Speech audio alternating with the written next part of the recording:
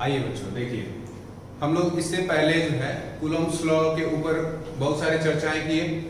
वो चर्चा किस किस किस टॉपिक को हम लोग कवर कर चुके हैं। देखिए, फर्स्ट ऑफ ऑल हम लोगों ने Coulomb's law with mechanics cover किया था बेटे। उसमें हमने आप लोगों को एक क्वेश्चन कराया था वेलोसिटी, वेरिएबल वेलोसिटी के क्वेश्चन कराए थे। इसके बाद हमने नेक्स्ट जो क्वेश्चन जो टाइप किया था वो क्या किया था, हम लोगों ने थोड़ा सा वेक्टर को रिलेट किया था, और वेक्टर को आज भी मैं थोड़ा सा रिलेट करूंगा, ठीक है। तो और एसएचएम को हम लोगों ने रिलेट किया बेटे, और भी बहुत सारे टाइप्स के न्यूमेरिकल किए हैं। आज हम लोग बहुत ही इंपॉर्टेंट टॉपिक के ऊपर चल रहे हैं, जो कि हमने यहाँ पे लिख रखा है, concept of pendulum and electrostatic force. ये बहुत ही इंपॉर्टेंट टॉपिक है बेटा, ठीक है। और देखो, सपोज करो कि यहां से दो स्ट्रिंग्स क्या है, इस तरह से ड्रॉप्ड है, और यहाँ पे एक बॉब है जिसके ऊपर चार्ज कितना है, Q है, और मास कितना है, M है, और लेंथ ऑफ स्ट्रिंग कितनी है, L है, और यहाँ पर भी एक बॉब लटका हुआ है, उस पर भी चार्ज कितना है, Q है, और मास कितनी है, M है। यहाँ तक आप लोगों को समझ में आ रहा होगा, कोई डाउट नहीं होगा। अब देखिए, यहाँ पर क्या कॉन्सेप्ट हम यूज करेंगे, किसको हम लोग निकालेंगे। ध्यान रखना बेटा, जब कभी भी पेंडुलम के क्वेश्चंस आप डील कर रहे हो, तो पेंडुलम के क्वेश्चन में दो कॉन्सेप्ट को ध्यान रखा जाता है। वर्टिकल फोर्स को बैलेंस कर दो, और क्या कर दो, हॉरिजॉन्टल फोर्स को। क्या करना है आपको, यहाँ पे मैं फर्स्ट लिख रहा हूं, फर्स्ट क्या करना है, वर्टिकल फोर्स को बैलेंस करना है, एंड सेकेंड कॉन्सेप्ट क्या है, हॉरिजॉन्टल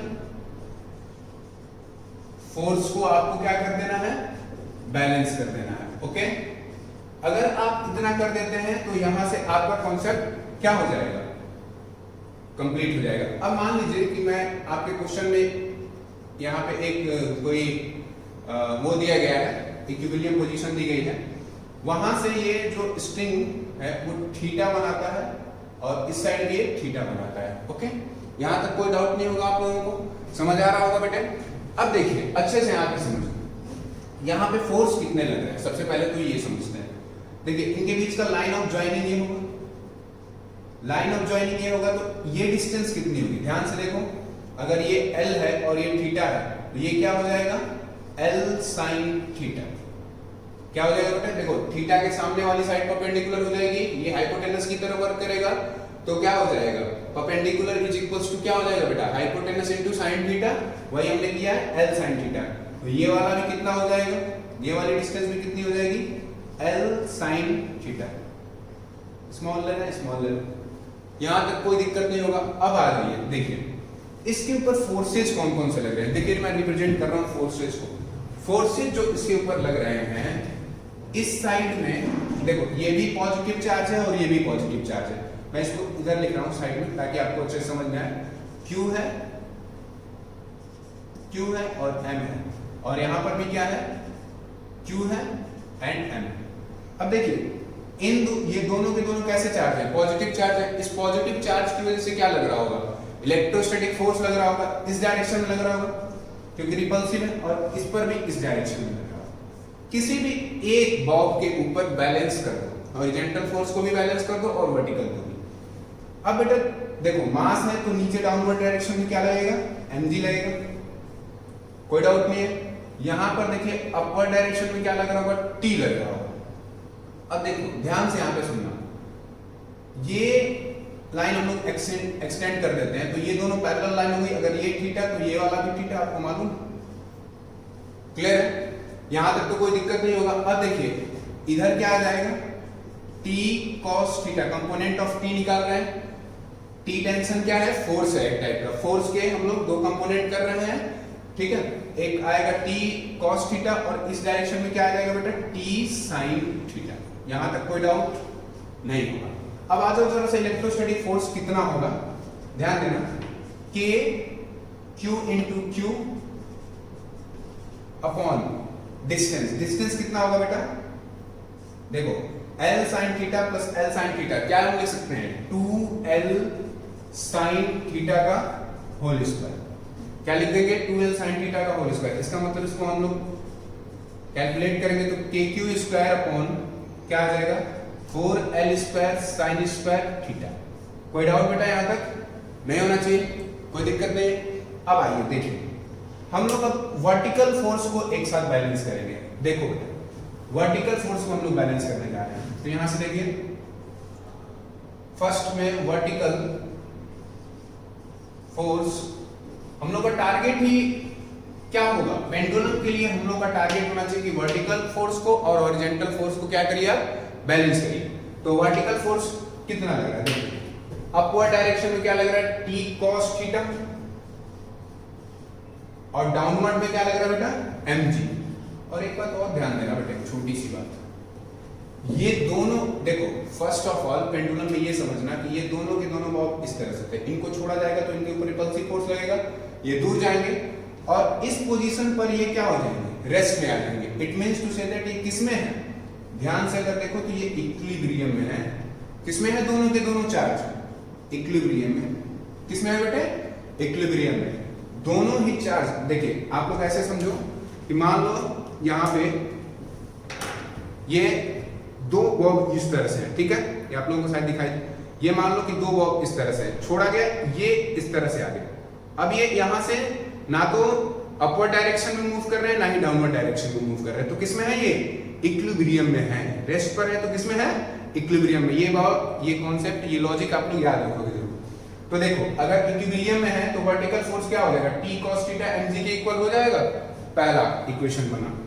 दूसरी इक्वेशन क्या बनेगी, किसके लिए बनेगी, हॉरिजॉन्टल फोर्स के लिए बनेगी। हॉरिजॉन्टल फोर्स बैलेंस कर दोगे तो क्या आएगा, देखो हॉरिजॉन्टल में क्या लग रहा है, LHS डायरेक्शन में t sin थीटा लग रहा है और RHS डायरेक्शन में क्या लग रहा है बेटा, kq square upon 4l square sin square theta. तो क्या आप लिख सकते हैं, t sin theta is equals to kq square upon 4l square sin square theta. अब यहां तक तो हमको समझ में आ गया भाई कि ये अपना कॉन्सेप्ट होगा। अब हमें सर हमसे क्वेश्चन कैसे पूछेगा, याद रखना बेटे इसमें इन दोनों इक्वेशन में वेरिएबल्स क्या क्या हैं जरा देखते हैं, ध्यान से देखो। सबसे पहले तो t वेरिएबल है, यहां लिख रहा हूं, ये कॉन्सेप्ट भी है। तो देखो क्या है कॉन्सेप्ट, इसको बोल दो इक्वेशन नंबर 1 और इसको बोल दो इक्वेशन नंबर 2। देखो सबसे पहले t वेरिएबल है, t भाई कुछ भी हो सकता है कि नहीं, t वेरिएबल है, थीटा वेरिएबल है, m वेरिएबल है, q वेरिएबल है, हो सकता है यहाँ आपको 4q दे दे, यहाँ q दे दे, कुछ भी दे सकता है। और एक बात और देखो, t वेरिएबल हो गया, थीटा वेरिएबल हो गया, m वेरिएबल हो गया, इसके साथ साथ q वेरिएबल हो गया। और कुछ हो सकता है क्या, नहीं। हाँ एक और चीज है बेटा, l है, क्या है, l मतलब t यानी टेंशन वेरिएबल हो सकता है, थीटा वेरिएबल हो सकता है इन दोनों के बीच में, m मास वेरिएबल हो सकता है, q चार्ज वेरिएबल हो सकते हैं और l लेंथ, ये जो लेंथ ऑफ स्ट्रिंग है वो वेरिएबल हो, आर द वेरिएबल क्वांटिटी। ये सारे के सारे कैसे हैं, वेरिएबल क्वांटिटी। अब बेटे ध्यान से सुनो, आपको क्वेश्चन कैसे पूछेगा वो ध्यान देना। आपको कोई भी 3 वैल्यू दे देगा, आपके पास 2 इक्वेशंस हैं, 3 अगर 3 क्वांटिटी आपको पता है और 2 इक्वेशन है तो 2 अननोन वैल्यू आप निकाल लोगे। इस तरह से क्वेश्चन पूछा जाता है, ठीक है। इस लॉजिक को और इस कॉन्सेप्ट को आप लोगों को अच्छे से समझ लेना है, ठीक है। फिर से मैं एक बार रिकैप करा दे रहा हूं। मान लो यहाँ पे इस मार्कर के सिचुएशन से समझना, मान लो कि इस मार्कर के पॉइंट पे यहाँ दोनों पे बॉब लगा हुआ है, ठीक है, क्या लगा हुआ है, बॉब लगा है। यहाँ पे इस पॉइंट पे इसको क्या कर दिया गया, फिक्स कर दिया गया हिंज से। अब ये दोनों के ऊपर पॉजिटिव चार्ज है तो ये कैसे मूव करेगा, इस तरह से मूव करेगा। अगर इस तरह से मूव करेगा बेटे, तो इस तरह से जब मूव करेगा तो एक पोजीशन ऐसी आएगी जब दोनों रेस्ट पे हो जाएंगे। दोनों रेस्ट पे होंगे तो क्या हो जाएंगे, दोनों इक्विलिब्रियम में आ जाएंगे। किस में आ जाएंगे, इक्विलिब्रियम में। उसके बाद क्या करना है, वर्टिकल फोर्स को बैलेंस कर देना है और हॉरिजॉन्टल फोर्स को बैलेंस कर देना है। इतनी काम आपको करने हैं। और जब ये बैलेंस हो जाएंगे तो इसमें वेरिएबल्स कितने हैं, 5 वेरिएबल्स हैं। देखो कौन कौन सा है, t है, q है, m है, इसके बाद q है और l है। इन 5 वेरिएबल्स में से 3 वेरिएबल आपको दिया जाएगा और 2 क्वांटिटी आपसे पूछी जाएगी, तो 2 आपके पास क्या रहेंगे, इक्वेशंस भी रहेंगे। समझ आया यहां तक। देखो कॉन्सेप्ट तो हम सीख गए बेटा, अब हम लोग आते हैं जरा क्वेश्चन के ऊपर, ठीक है। आइए इस पे कुछ क्वेश्चंस आपको अच्छे अच्छे क्वेश्चंस मैं कराता हूं। देखो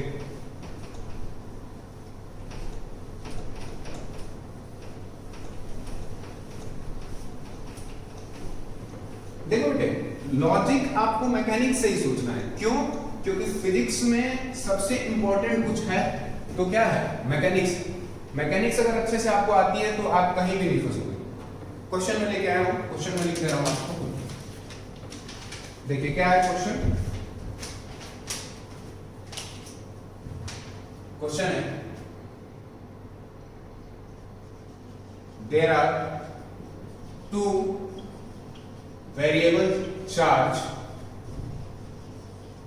Q1 and Q2 where Q1 is greater than Q2। ध्यान रखिए बेटे, Q1 क्या है? बड़ा है Q2 से, but mass of both charge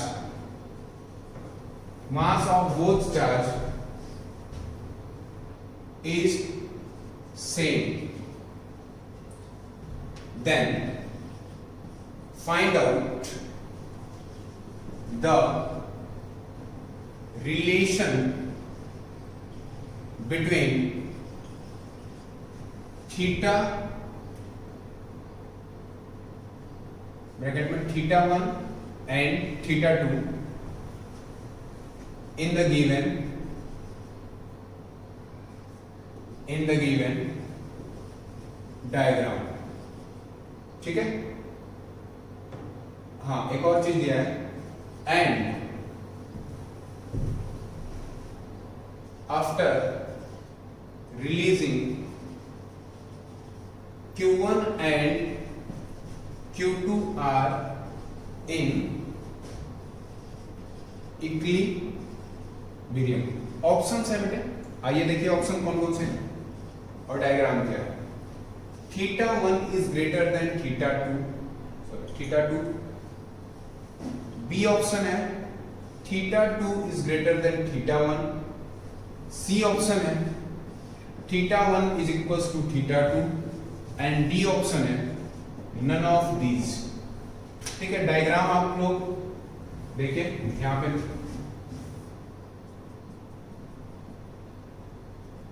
ये फ्रेम ऑफ रेफरेंस हो गया। ठीक है ना। ये मान लो कि यहां पे चार्ज आपको Q1 दिया गया है, मास m दिया गया है, और मान लीजिए कि ऐसे दिया गया है, कुछ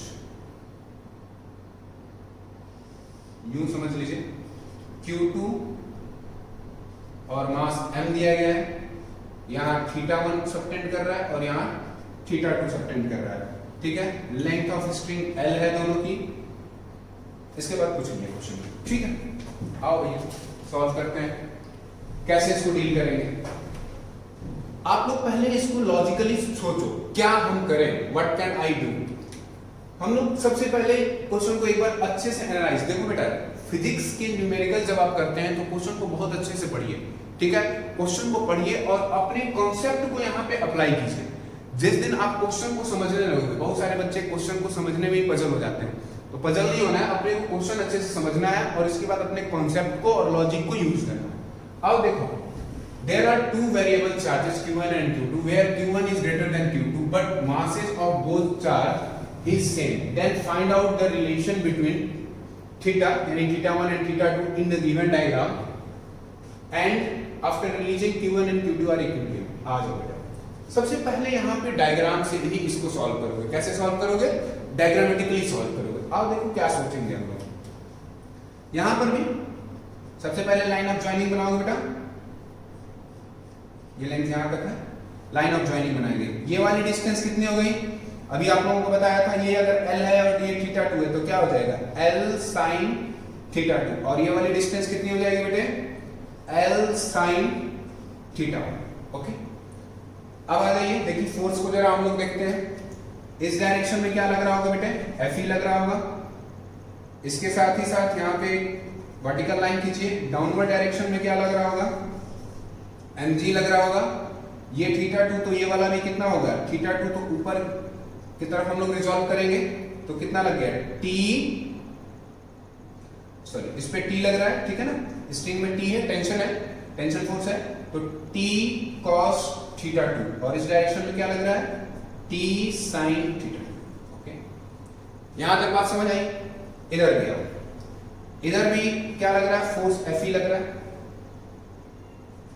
यहां देखो ये कितना एंगल है थीटा 1 है, डाउनवर्ड में क्या लग रहा है mg लग रहा है, ऊपर कितना लग रहा है t cos थीटा 1 लग रहा है और इधर क्या लग रहा है t sin थीटा 1। हमने रिजॉल्व कर दिया सभी फोर्सेस। अब हम लोग देखो हमारे पास क्या है वर्टिकल फोर्स और हॉरिजॉन्टल फोर्स को बैलेंस करना है। हम किसके बारे में सोचेंगे, हम लोग एक तो भैया इलेक्ट्रोस्टैटिक फोर्स के बारे में सोचेंगे और दूसरा हम लोग mg के बारे में सोचेंगे।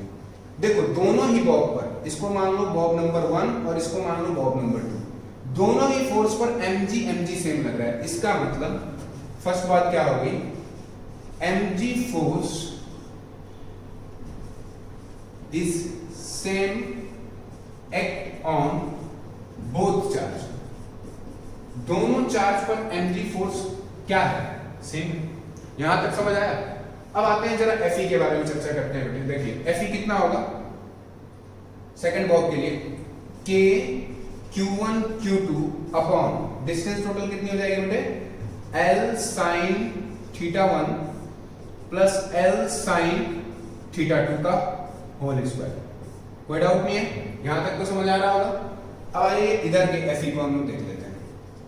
K Q1 Q2 upon L sin theta 1 plus L sin theta 2 का होल स्क्वायर। इसका मतलब magnitude of Fe for both charge is same. इसका मतलब क्या हुआ, देखिए मैग्नीट्यूड क्या है K Q1 Q2 upon L sin theta 1 plus L sin theta 2 का होल स्क्वायर। और यहां पर भी मैग्नीट्यूड देखो आप लोग कितना आ रहा है, यहां पे अच्छे से देखो K Q1 Q2 upon L sin theta 1 plus L sin theta 2। इसका मतलब magnitude of electrostatic force on bob 1 is equal to magnitude of electrostatic force on bob 2 is also equal. इसका मतलब Fe force is same act on both charge. अब बेटे ध्यान दो एक और बात के ऊपर कंसंट्रेट करो। अगर दो फोर्स Fe और mg बराबर हो गए तो टेंशन भी बराबर होगा। ये कंफर्म है, आपको पता है, मालूम है ना। और यहां पे क्या है, ये दोनों के दोनों आपको मालूम है इक्विलिब्रियम में, तो टेंशन भी क्या होगा सेम होगा। इसका मतलब तीसरा point tension force is also same for both charge. अब बेटा ध्यान दो, तीनों फोर्स सेम हो गए तो इसका मतलब थीटा 1 किसके इक्वल होना चाहिए, थीटा 2 के। किसके इक्वल हो जाना चाहिए, थीटा 2 के। देखो इसका मतलब theta 1 is equals to theta 2। This is your answer. कौन सा ऑप्शन सही है, सी। कौन सा ऑप्शन सही है, सी ऑप्शन सही है। और इसको और ज्यादा एनालाइज करने के लिए इक्वेशन बनाओ, ठीक है। इक्वेशन से भी आप लोग इसको फाइंड आउट कर सकते हो, बट मैंने इसको लॉजिकली आपको समझाया अच्छे से कि भाई देखो दोनों ही चार्जेस पर mg सेम लग रहा है, mg के साथ साथ इलेक्ट्रोस्टैटिक फोर्स भी सेम लग रहा है, इसके साथ साथ बेटा टेंशन फोर्स भी दोनों में क्या लग रहा है, इक्वल लग रहा है। अगर दो इक्वल हो गए तो थर्ड ऑटोमेटिकली क्या होगा, इक्वल होगा, क्योंकि दोनों किसमें है, इक्विलिब्रियम में है।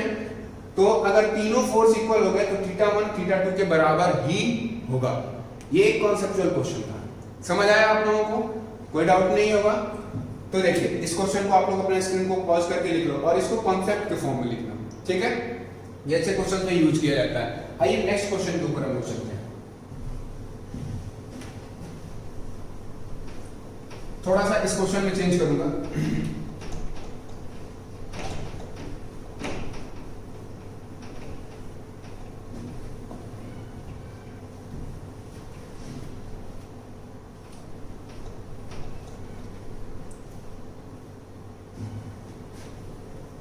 There are two, चलो क्वेश्चन फिर से, ठीक है। आओ देखो बेटा क्या आया, नेक्स्ट क्वेश्चन हम लोग चलेंगे। ये क्वेश्चन तो आप लोगों को समझ आ गया है। आओ देखो क्वेश्चन नंबर, अगला क्वेश्चन यानी सेकंड क्वेश्चन के ऊपर चलते हैं। देखिए सेकंड क्वेश्चन भी लॉजिकली क्वेश्चन है, लॉजिकल क्वेश्चन है टोटली, ठीक है। आ जाओ देखो, there are two same magnitude of charge Q and Q, but mass of both charge are different. मास दोनों ही चार्ज के क्या है, डिफरेंट है। और क्या है, m1 is greater than m2 दिया गया है। Then find out the relation between θ1 and θ2। फिर से क्वेश्चन वही है, if both charge are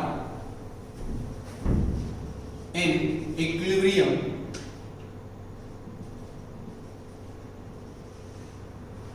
after releasing. Option है आपके, सेम ऑप्शन है, θ1 इज ग्रेटर देन θ2, बी है θ2 इज ग्रेटर देन θ1, और सी है θ1 इज इक्वल्स टू θ2, और डी है, डी क्या है, नन ऑफ दीज। ठीक है, आओ क्वेश्चन को समझते हैं। क्या बोला है क्वेश्चन में, ध्यान से समझो क्या बोला है। There are two same magnitude of charge, यानी मैग्नीट्यूड ऑफ चार्ज तो भाई सेम हो गया, but mass of both charge are different where m1 is greater than m2। Then find out the relation. पहले बेटा इसका डायग्राम बनाओ, ठीक है। आओ एक सिंपल सा, जो हम लोग सिंपल सा डायग्राम बनाते आ रहे हैं वही बनाएंगे। सोचो कि अभी पहले लॉजिक हम लोग इसका लगाते हैं, और बिल्कुल लॉजिक से करेंगे, क्योंकि बेटा अगर इसको आप लोग इक्वेशन से सॉल्व करने लगोगे काफी ज्यादा आपका टाइम वेस्ट हो जाएगा, और अपने कॉम्पिटिटिव एग्जाम में हमें टाइम का बहुत ज्यादा ख्याल रखना है, ठीक है। और इसके लिए आप क्वेश्चंस की खूब सारी प्रैक्टिस भी करोगे, ताकि आप एक्यूरेसी के साथ साथ अपना टाइम भी क्या करो, कम से कम कंज्यूम करो, ठीक है। तो आओ आप देखो, हम लोग अपना बेसिक वाला बनाते हैं, जो बेसिक हम लोग समझे हैं। Q है, मास m है, ये वाला भी Q है और मास m है। हम लोग बेसिक जो बनाए थे वो, ये थीटा है और ये भी थीटा है। ओके भाई, सही है एकदम, कोई डाउट नहीं है। अब क्वेश्चन में क्या कह रहा है, उसके साथ हम लोग इसको क्या करेंगे, कंपेयर करेंगे। क्वेश्चन में कह रहा है कि m1 is greater than m2। अब इसको मान लो m1 और इसको मान लो m2। अगर मैं m1 को अच्छे से लिखते हैं, अगर मैं m1 को बढ़ाऊं तो क्या चेंज होगा बेटा, सोचो। अगर m1 को बढ़ाऊं तो m1g चेंज होगा एज कंपेयर टू m2g, ठीक है। अब देखो ये लाइन ऑफ ज्वाइनिंग हो जाएगा, थोड़ा सा बॉब को नीचे करो, ये रहा m2g। इलेक्ट्रोस्टैटिक फोर्स बेटा सोच के देखो आप, लॉजिकली मैंने पिछले क्लास में भी पिछले क्वेश्चन में अभी कराया। Fe कितना होगा, k q square upon this distance plus this distance का स्क्वायर। ओके, कोई दिक्कत नहीं होनी चाहिए। अब सोचो कि m1g बढ़ रहा है और m2g as compare to m1g क्या है, छोटा है। तो सोचो, देखो यहां पे समझो, यहां पे बेटा मान लो कि ये है, ठीक है, और ये मान लो कि फ्रेम ऑफ रेफरेंस है। क्या है, फ्रेम ऑफ रेफरेंस। अगर इसकी मास को हम बढ़ाएंगे तो ये सिस्टम किसमें है, इक्विलिब्रियम में। देखिए लिखा है if both charges are in equilibrium after releasing। releasing के बाद क्या है, ये दोनों के दोनों इक्विलिब्रियम में। अब देखो अगर इक्विलिब्रियम में है तो इसका मास बढ़ाएंगे तो ये तो डाउनवर्ड जाएगा, तो ये वाला क्या हो जाएगा, अपवर्ड। क्या हो जाएगा, अपवर्ड हो जाएगा। इसका मतलब आइए इसका डायग्राम हम लोग बनाते हैं इस सिचुएशन के लिए। ये तो आइडियल सिचुएशन के लिए डायग्राम था, ये किसके लिए था, आइडियल सिचुएशन के लिए था। जब क्या था, दोनों का मास इक्वल था, ठीक है, दोनों का मास अभी इक्वल है। ये सिचुएशन थी तब का था। अब हमारे अकॉर्डिंग टू क्वेश्चन कैसा डायग्राम बनना चाहिए, आओ देखो। ये आपकी फ्रेम ऑफ रेफरेंस है। देखो बेटा, M1G बड़ा है, M1 बड़ा है तो M1G बड़ा होगा, यानी M1G भाई बड़ा हो गया। इसका मतलब वो किधर आना चाहेगा, अपने इस मीन पोजीशन के पास आना चाहेगा कि नहीं आना चाहेगा। अब देखो ये वाला क्या हो जाएगा, देखो समझना है आपको, इस डायग्राम को समझना अच्छे से, इस डायग्राम से ही क्वेश्चन का आंसर आ जाएगा। ये बीच में है, ये अब इसकी मास बढ़ी तो ये वाला ऊपर जाएगा ना, ये डाउनवर्ड आएगा तो ये वाला ऊपर, क्योंकि इसको इक्विलिब्रियम में रहना है हमेशा। तो अगर ये इधर आया तो ये वाला क्या हो जाएगा, कहीं यहां चला जाएगा। और ये चार्ज Q है, यहां मास M1 है, यहां चार्ज Q है, मास M2 है, और इधर क्या लग रहा है, M2G लग रहा है। इसका मतलब ये थीटा कितना सबटेंड कर रहा है, देखो थीटा कितना सबटेंड कर रहा है बेटा, इसको मान लो θ1 और ये मान लो θ2। अब देखो electrostatic force between both charges, electrostatic force जो दोनों पे लग रहा होगा वो कितना लग रहा होगा, अभी भी kq square upon this distance plus this distance का होल स्क्वायर। इसके लिए भी मैग्नीट्यूड, इस सेकंड वाले चार्ज और इस फर्स्ट वाले चार्ज दोनों के लिए मैग्नीट्यूड क्या आएगा, सेम आएगा। उससे तो कोई फर्क नहीं पड़ना, फर्क किससे पड़ना है, मास से। इसका मतलब मास ज्यादा हुआ तो ये वाला डाउनवर्ड आएगा और दूसरा वाला अपवर्ड। इसका मतलब इसकी मूवमेंट इस डायरेक्शन में होगी और इसकी मूवमेंट इस डायरेक्शन में होगी, और ज्यादा मास बढ़ाओगे और ये पास आएगा और ये और दूर जाएगा।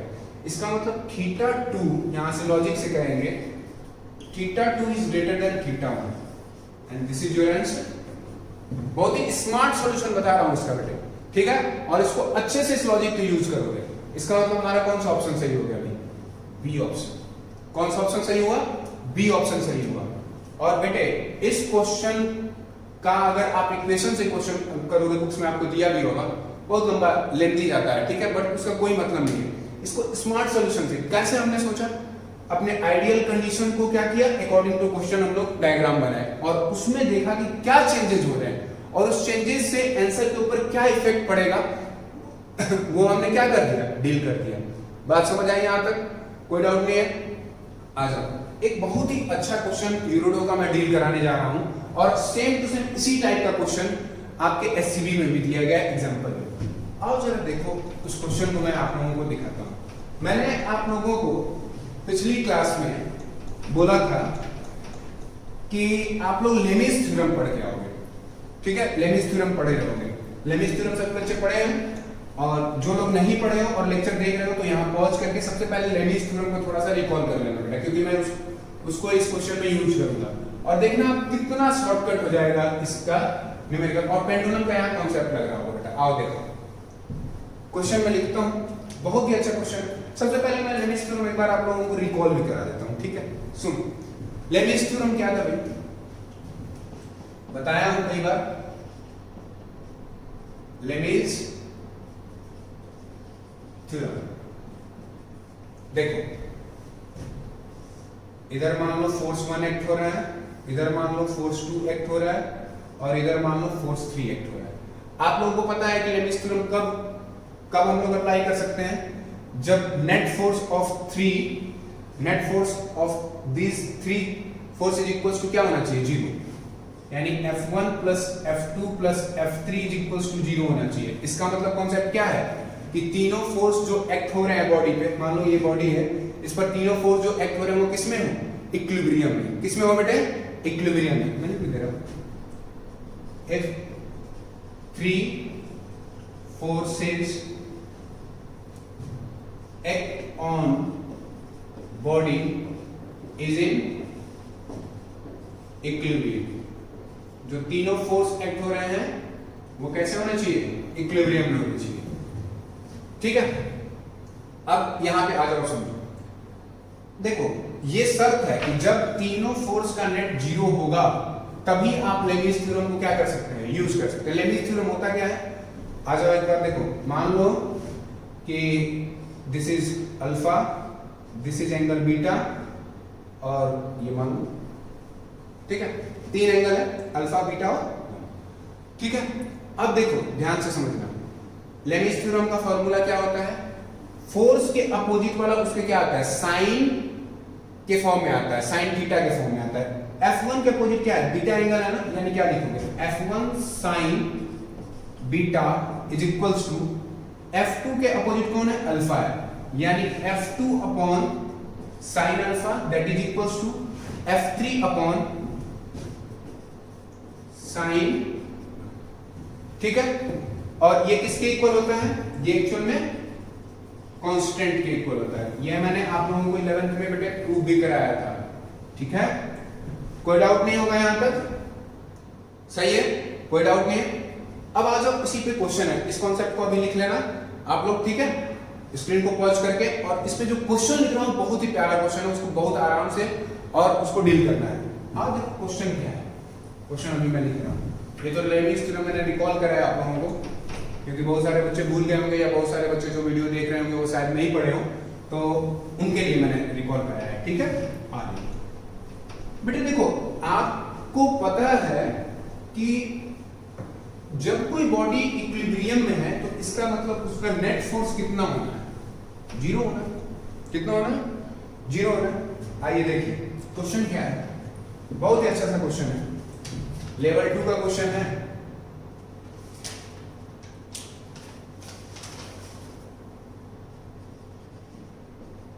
देखिए क्वेश्चन है, ए particle x having charge q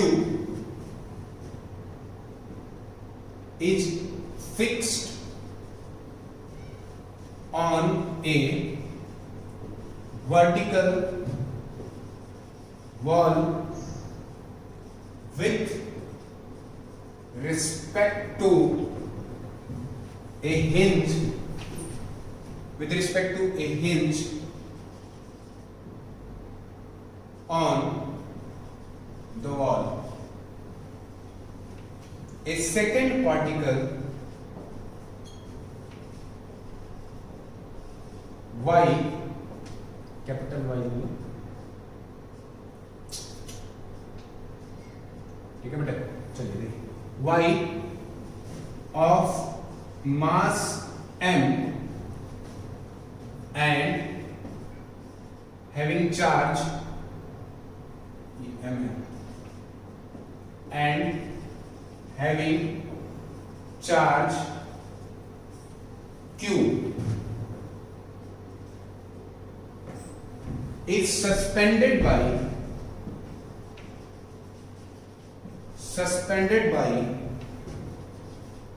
silk thread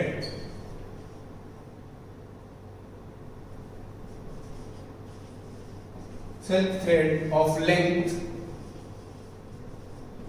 L। थोड़ा सा लंबा क्वेश्चन है बट इसका सॉल्यूशन उतना ही स्मार्ट और उतना ही शॉर्टकट कराऊंगा, देखते रहो बस।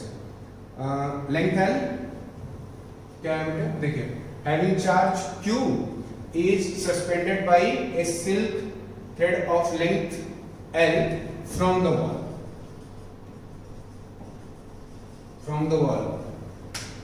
The distance between particle X and hinge is also L on vertical wall, ठीक है। आगे देखो, at the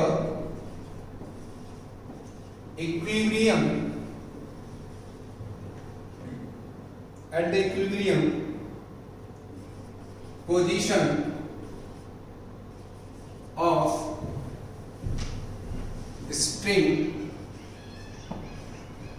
at the equilibrium position of string, find out the tension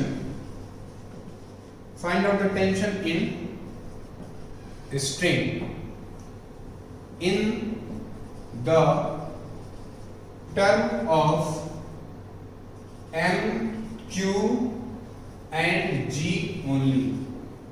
This is your question बेटा। आ जाओ इस क्वेश्चन का सबसे पहले तो आप अच्छे से क्वेश्चन पढ़ो, सब्जेक्टिव क्वेश्चन है, बहुत ही अच्छा क्वेश्चन है। अपने स्क्रीन को पॉज करो और एक बार सोचो बेटा। देखो मैं एक बार हिंट करता हूं आपको, इस क्वेश्चन को तुम डायग्रामेटिकली बनाओ, ऑटोमेटिक आपका लॉजिक यहां पे वर्क करने लगेगा, ठीक है।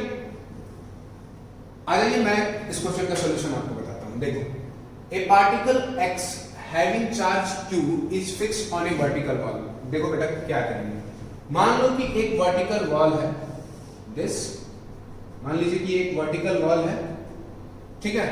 इस पर कहीं पे यहां पे मान लेता हूं क्या है, x पार्टिकल रखा गया। क्या रखा गया, x पार्टिकल रखा गया। ए particle x having charge q, और इसके पास चार्ज कितना है बेटा, x के पास q चार्ज है, is fixed on the vertical. और ये कैसा है, फिक्स्ड है, ये हिलेगा नहीं, ये फिक्स्ड है। कैसा है, फिक्स्ड है। Fixed with respect to a hinge of the, sorry यहां पे बेटा थोड़ा सा एक कुछ चीज क्वेश्चन में छूट रहा है। Particle x having charge q is fixed on a vertical wall with respect to hinge above the x particle लिख लेना, x पार्टिकल, ताकि क्वेश्चन क्लियर आपको समझ। किससे ऊपर है, हिंज ऊपर कहीं है, मान लो कहीं पे, यहां पे मान लेता हूं हिंज लगा है। क्या है बेटा, हिंज है, ठीक है, हिंज है वॉल पे, ठीक है। ये भी फिक्स रहेगा। फिक्स के मतलब, हिंज का मतलब क्या होता है, एक बॉडी होती है जो रोटेट कराती है सेकंड बॉडी को, ठीक है, उसके हेल्प से। A second particle y of mass m having charge q is suspended by a silk thread L। मान लो कि एक सिल्क थ्रेड जिसकी लेंथ कितनी दी गई है आपको, L दिया गया है, और यहां पे पार्टिकल कौन है, y है। कौन है बेटा, y है, जिसका मास क्या है, m है, और चार्ज कितना है इसके पास, q। चार्ज कितना है, q है। लेंथ ऑफ सिल्क थ्रेड कितना है, L है। The distance between particle x and hinge is also L। इस हिंज और पार्टिकल के बीच का भी डिस्टेंस कितना है, L ही। कितना है बेटा, L he. On the vertical wall at equilibrium position of string. यहां पे क्या है, ये जो स्ट्रिंग यानी y जो पार्टिकल है वो कैसा है, ऊपर लिख दे रहा हूं, ये ऊपर मत लिखो, कंफ्यूज हो जाओगे क्योंकि सॉल्यूशन करूंगा तो। ये किसमें है, कहीं भी साइड में लिख लो। ये y पार्टिकल किसमें है, इक्विलिब्रियम में, ठीक है बेटा। अब आपको क्या पता करना है, टेंशन T पता करना है। अगर विदाउट, यहां देखो लेमिस थ्योरम में यूज करूंगा, ठीक है बेटा। हाँ ये भी, सॉरी आपको थीटा दिया गया है, angle between vertical wall and string is theta, ठीक है, बिल्कुल लिख लीजिए। At equilibrium position of string angle between string and vertical wall is theta, ठीक है। थोड़ा सा सुधार लेना क्वेश्चन, ठीक है। यहां पे देखो, फिर से एक बार क्वेश्चन पढ़ रहा हूं, आप लोग ध्यान से सुनो। A particle x having charge q is fixed on a vertical wall with respect to hinge above the x particle on the wall. A second particle y of mass m having charge q is suspended by silk thread of length L from the wall. The distance between particle x and hinge is also L on vertical wall at the equilibrium position of string. Angle between string and vertical wall is theta. Find out the tension in string in the term of m, q and g, ठीक है।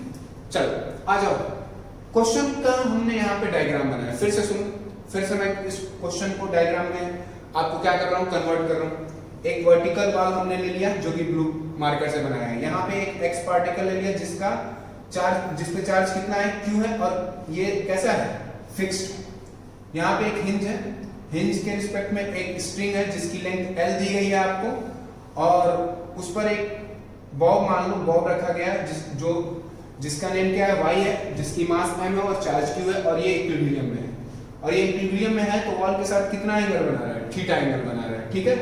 ये angle आपको दे रखा गया है, अगर ये नहीं दिया जाएगा तो फिर क्वेश्चन नहीं कर पाओगे, ठीक है। ये दिया गया क्वेश्चन में, देख लेना, यूरोडो का क्वेश्चन नहीं होता। और देखो हिंज और ये x पार्टिकल के बीच की भी डिस्टेंस कितनी है, l है। आज क्वेश्चन कैसे, अब देखो हम क्या करेंगे, ये एक्चुअल में पेंडुलम का क्वेश्चन है, क्या है, पेंडुलम का क्वेश्चन, एक को फिक्स कर दिया, दूसरे को मूव करा रहा है, ठीक है। तो हम लोग क्या करेंगे, अपना वर्टिकल में कौन सा फोर्स लग रहा है और हॉरिजॉन्टल में कौन सा फोर्स लग रहा है वो देखेंगे। आइए देखते हैं। लाइन ऑफ जॉइनिंग सबसे पहले बेटा बनाओगे, देखो line of joining between these two charges this होगा, तो इसके देखो ये पॉजिटिव चार्ज Q है और ये भी पॉजिटिव चार्ज Q है, तो कैसा फोर्स लगेगा, रिपल्सिव फोर्स लगेगा, मालूम है आपको। तो इस डायरेक्शन में क्या लगेगा, रिपल्सिव फोर्स लग गया। अब सुनो बेटा, मास m है तो डाउनवर्ड डायरेक्शन में क्या लगेगा, mg लगेगा, कोई दिक्कत नहीं है यहां तक आपको समझ आया, ओके। अब देखो मैं कहता हूं कि दिस इज x एंगल, मैं लेट कर लेता हूं कि ये एंगल कितना है, x। तो सपोज करो अगर ये x हो गया और ये साइड कितनी l है और ये साइड l है, तो ये वाला भी एंगल कितना होगा, x, क्योंकि साइड दोनों बराबर है तो एंगल भी दोनों बराबर हो गए, मैथमेटिक्स के थ्रू आप लोग जानते हो। अब बेटा ध्यान से सुनो, अब एक बात समझो कि ये वाली एंगल कितनी हो गई, स्ट्रेट लाइन ये है तो ये वाली एंगल कितनी हो गई, 180 माइनस x, कोई डाउट नहीं होगा। अब देखो यहां पे ध्यान से फिर से समझना, अगर यहां पे फिर से ध्यान से समझो, अगर ये x हो गया और देखो ये वाला लाइन, ध्यान से समझिए इसको, ये और जो mg एक्ट कर रहा है वो एक पैरेलल लाइन है वॉल, और ये जो mg जिस डायरेक्शन में वर्टिकली एक्ट कर रहा है पैरेलल है, तो ये x हो गया तो ये वाला भी x, क्यों, क्योंकि दो लाइन है और ये ट्रांसवर्स लाइन कट कर रही है, तो ये अगर x तो ये भी x, ठीक है, ये मालूम है मैथमेटिक्स के थ्रू। अगर ये x हो गया तो ध्यान से देखो ये वाला एंगल कितना हो गया, देखो अगर ये x हो गया तो ये टोटल एंगल स्ट्रेट लाइन पे 180, इसका मतलब ये कितना हो जाएगा, इस साइड में लिख दे रहा हूं 180 माइनस x। अब लिमिट्स, सबसे पहले लिमिट्स थ्योरम बेटा थीटा को देखो, थीटा को देखने के साथ साथ ही फोर्स को देख लिया जाता है। आज हमको टेंशन फाइंड आउट करना था, चलिए फाइंड आउट कर लेंगे। t के अपोजिट क्या है, t के अपोजिट क्या है बेटा, देखो t के अपोजिट वाला एंगल कौन सा है, 180 माइनस x, यानी sine 180 minus x, okay, that is equals to, अब देखो mg के रिस्पेक्ट में निकालेंगे, तो देखो mg के अपोजिट कौन सा एंगल है, mg का अपोजिट ये वाला पूरा एंगल है और ये कितना है 180 माइनस x, तो mg upon sine 180 minus x। अभी सुनते जाओ, रुकते जाओ। fe कोई रोल कर रहा है क्या, नहीं, fe से यहाँ पे कोई भी मतलब नहीं है, क्यों, क्योंकि इक्विलिब्रियम में है, तो इक्विलिब्रियम में है तो fe, अगर इक्विलिब्रियम में नहीं होता तो fe क्या करता है, इसको दूर ले जाता है, बट इक्विलिब्रियम में हो गया तो fe का कोई भी यहाँ पे कंपोनेंट एक्ट नहीं कर रहा है, इसमें कोई भी रोल नहीं है टेंशन में उसका, क्लियर हो गया।